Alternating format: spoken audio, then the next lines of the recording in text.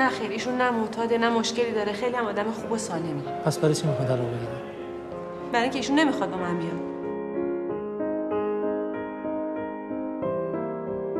منم کشوندی اینجا پیشنهاد بده. آقای قاضی چیکار کنم؟ ایشون بهونه کرد. من بهونه نکردم. شما گفتی یه دلیل بیار. من اجازه بده صحبت کنم. بفرمایید. من الان تکلیفم چی میشه حاج آقا؟ هیچی. بفرمایید سر زندگیتون.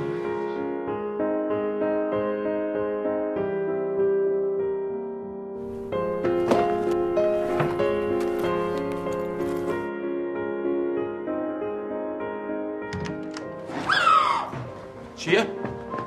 بابا خواب بود با در روش قفل کنی بری؟ داشت میمرد من رسیدم. خانم بیا برو. تو با این زنه امروز دعوا کردی؟ گفت زدیش تو. من زدمش. پس چه بردنش بیمارستان؟ یه خانومی آوردن امشب اینجا به اسم راضیه. بچهش سفت شده. چی کارش کردی مگه؟ شفاف توضیح بده آقا. اتهامش الان قتل.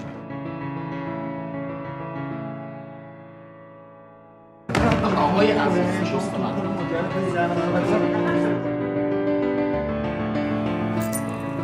تو دروغ گفتی؟ مگه تو نگفتی جدی نیست؟ جدی شد.